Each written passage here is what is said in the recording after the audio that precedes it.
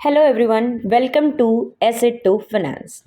तो आज हम दिन भर मार्केट में क्या हुआ उसको डिस्कस करेंगे और उसके बाद आज की एक इम्पॉर्टेंट न्यूज़ है जिसको हम डिटेल में एनालिसिस करेंगे, उस कंपनी के बारे में जानेंगे। तो सबसे पहले मार्केट में आज दिन भर क्या हुआ देखते हैं। आप मेरी स्क्रीन पे देख रहे होगे, आज सब कुछ ग्रीन में दिख रहा होगा क्योंकि मार्केट ने आज काफ़ी अच्छी परफॉर्मेंस दी है। मार्केट बुल की तरफ दिखा, काफ़ी ज़्यादा खरीदारी हुई है मार्केट में और आप देख रहे होगे निफ्टी 50 हुआ, स्मॉल कैप हुआ, मिड कैप हुआ, सब कुछ पॉजिटिव में है। कल आईटी उतनी अच्छी परफॉर्मेंस नहीं दिया था, लेकिन आज आईटी भी खुद को संभालते हुए दिख रहा है, यहाँ पर आप देख सकते हो।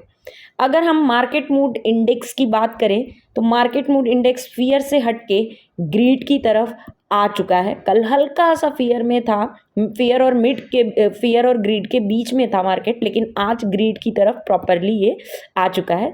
तो ये ओवरऑल आज का मार्केट था। अब हम समझते हैं इस चार्ट को कि मार्केट अपने रेजिस्टेंस लेवल को तोड़ता है और आगे क्या होगा, मार्केट में कैसा होने वाला, ये सब कुछ हम डिटेल में समझते हैं। आप मेरी स्क्रीन पे ये चार्ट देख रहे हो। मार्केट आज 22,800 के ऊपर तक गया था, यानी वो अपनी रेजिस्टेंस जो रेजिस्टेंस बनाया हुआ था उसको वो तोड़ता हुआ दिखा और अच्छी परफॉर्मेंस दे रहा था। बुल की तरफ मार्केट था।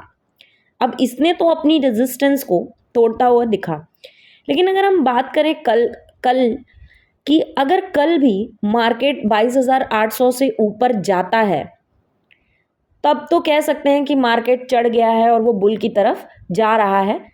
लेकिन अगर 22,800 से नीचे अगर कल मार्केट गया तो फिर ये कहा जाएगा कि मार्केट अब नीचे की तरफ जा रहा है, यानी मार्केट गिर रहा है और 22,500 के सपोर्ट लेने की कोशिश कर रहा है और 22,500 पे वो अब जाने की कोशिश में लगा हुआ है। अगर कल मार्केट अगर ऊपर नहीं गया तो कल देखने वाली बात होगी कि 22,500 22,800 से ऊपर जाता है, अपने रेजिस्टेंस को तोड़ता है या उससे नीचे जाता है।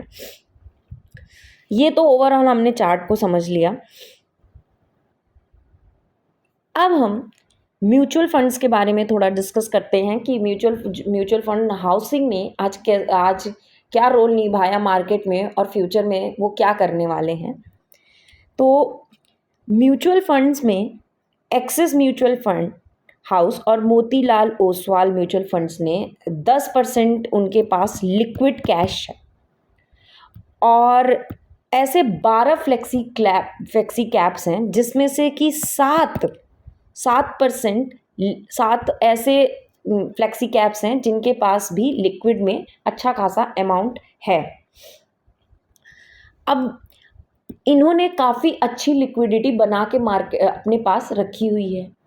अब इसमें से ये जो मोतीलाल ओसवाल हुए, एक्सिस हुए, इन्होंने क्या किया है, इन्होंने मार्केट में आज कुछ पैसा लगाया है जिसकी वजह से आप देखोगे कि मार्केट चढ़ता हुआ दिखा हमें और इनके पास अच्छा खासा लिक्विड में अमाउंट पड़ा हुआ है। सिर्फ मोतीलाल ओसवाल एक्सिस नहीं, और भी म्यूचुअल फंड हाउसेस हैं, मैंने बात की थी फ्लेक्सी कैप्स के साथ, ऐसे और भी हैं जिनके पास अच्छी खासी लिक्विड है, जो कि एक मार्केट में अच्छी अपॉर्चुनिटी का वेट कर रहे हैं कि जैसे ही उनके पास अच्छी अपॉर्चुनिटी आएगी वो मार्केट में पैसा लगाएंगे। तो इसलिए अगर आपके फंड मैनेजर्स अच्छा परफॉर्म नहीं कर रहे हैं तो उसमें डरने की बात नहीं है। अगर वो एक जगह पे साइलेंट है तो डरने की बात नहीं है, क्योंकि उनके पास अच्छा खासा लिक्विड अमाउंट है और वो एक अच्छी अपॉर्चुनिटी देख के पैसा लगाएंगे, लिक्विडिटी अमाउंट है। तो ये तो म्यूचुअल फंड की बात हुई थी। अब हम बात करते हैं बजाज ग्रुप की, आज की एक बहुत इम्पोर्टेंट न्यूज की। बजाज ग्रुप ने एक बहुत बड़ा डिसीजन लिया है। एलियांज के साथ 24 साल की पार्टनरशिप ख़त्म करते हुए अब पूरा इंश्योरेंस बिजनेस अपने कंट्रोल में ले रहा है। ये डील इन्वेस्टर्स के मतलब की है कि नहीं, ये अभी हम आगे जानेंगे। अब बजाज फिनसर्व ने क्या किया है कि 24,180 करोड़ में एलियांज का 26% स्टेक खरीद रहा है, बजाज एलियांज लाइफ और बजाज एलियांज जनरल इंश्योरेंस में। इसका मतलब ये है कि अब बजाज ग्रुप 100% ओनर बन जाएगा। अब बजाज ग्रुप का इंश्योरेंस बिजनेस ग्रुप में पूरी तरह कंट्रोल होगा। इन्वेस्टर्स के लिए कह सकते हैं कि ये एक पॉजिटिव न्यू साइन हो सकता है, क्योंकि कंपनी अपनी मर्जी से नए प्लान्स ला सकती है और बिजनेस को और बड़ा कर सकती है। मगर ये थोड़ा लॉन्ग टर्म में होगा। शॉर्ट टर्म में हो सकता है कि इतने बड़े अपना पूरा ग्रुप बना रही है, इतना बड़ा स्टेक ले रही है, तो कहीं ना कहीं उसको इन्वेस्टमेंट की ज़रूरत होगी, नई इनिशिएटिव, नई प्लान्स, तो अच्छी ह्यूज इन्वेस्टमेंट की। तो शॉर्ट टर्म में हम देख सकते हैं कि 2-3 क्वार्टर्स में इनको बहुत अच्छी प्रॉफिट हम नहीं देखेंगे, मगर लॉन्ग टर्म में ये हो सकता है, ऐसे चांसेस दिख रहे हैं कि अच्छी परफॉर्मेंस देंगे। तो ये आज की न्यूज़ थी। अब हम इसको थोड़ा सा डिटेल में समझते हैं। इस चार्ट को आप मेरी स्क्रीन पे देख रहे होंगे। अब इसमें Bajaj holdings and investment limited, इसके अंडर आता है बजाज फिनसर्व, ये आप देख रहे हो। अब बजाज फिनसर्व के under Bajaj finance, Bajaj Allianz life insurance company और Bajaj Allianz general insurance company limited आती है, जिसमें से कि Bajaj Finserv Bajaj Allianz life insurance company और बजाज एलियांज जनरल इंश्योरेंस में मैनेज कर रहा है। हम आपको ये समझाना चाहते हैं कि बजाज फाइनेंस का इन सब से बजाज एलियांज लाइफ इंश्योरेंस और बजाज इंश्योरेंस से कोई लेना देना नहीं है। यहाँ पर मेरा मकसद यही है आपको समझाना कि बजाज फाइनेंस पूरी तरह से अलग है। यहाँ Bajaj Allianz life insurance, Bajaj general insurance, ये सब एक में है बजाज फिनसर्व के अंदर। अब इस चार्ट के बाद हम बजाज फिनसर्व के ओवरऑल प्राइस चार्ट को समझते हैं, इनके रिटर्न्स को देखते हैं। आप मेरी स्क्रीन पे देख रहे होंगे कि ये जो रिटर्न है, इन्होंने काफ़ी अच्छे रिटर्न्स दिए हैं। बजाज फिनसर्व एक लार्ज कैप कंपनी है जो कि लो रिस्क में है, और आप यहाँ पर चार्ट भी देख रहे होंगे, बहुत अच्छा परफॉर्मेंस है इस चार्ट में। आप देख रहे होंगे काफ़ी ज़्यादा डिप नहीं की है, इनके शेयर्स जो हैं वो ज़्यादा डिप नहीं किए हैं, ज़्यादा लो में नहीं गए हैं। ये पिछले 5 साल का चार्ट है, और इनके रिटर्न्स देखो तो काफ़ी अच्छा है। 5 साल के रिटर्न्स में देखो 196.61 अप्रॉक्स टू 200% तक का इन्होंने रिटर्न दिया है, जो कि अच्छा रिटर्न है एक लार्ज कैप कंपनी के लिए 5 साल में। तो ये तो बजाज फिनसर्व के ओवरऑल रिटर्न और प्राइस चार्ट था। अब हर कंपनी के अपने नेगेटिव और पॉजिटिव एस्पेक्ट्स होते हैं, तो और हम पॉजिटिव और नेगेटिव एस्पेक्ट्स को भी देख लेते हैं। अगर पॉजिटिव एस्पेक्ट की बात करें तो बजाज फिनसर्व की बहुत ही स्ट्रॉन्ग परफॉर्मेंस है। अगर बजाज फाइनेंस का टोटल इनकम अप्रॉक्स 32,042 करोड़ तक का है, और इनका 10% तक का ग्रोथ दिखता है।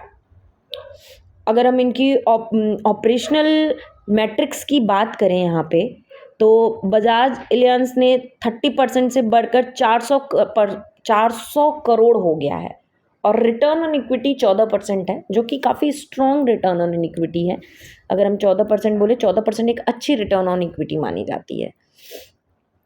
अगर AUM की बात की जाए तो 3026 करोड़ तक बढ़ गया है इसका AUM, जो कंपनी के एक स्ट्रॉन्ग ग्रोथ को दिखाता है, फ्यूचर का भी और अभी का भी। कस्टमर सेटिस्फेक्शन, बजाज एलियांज के जो कस्टमर है उनकी सेटिस्फेक्शन जो है वो काफ़ी इम्प्रूव हुई है, और इनको और अच्छी सेटिस्फेक्शन देने के लिए बजाज एलियांज बहुत अच्छे अपने इनिशिएटिव्स अभी भी ले रहा है।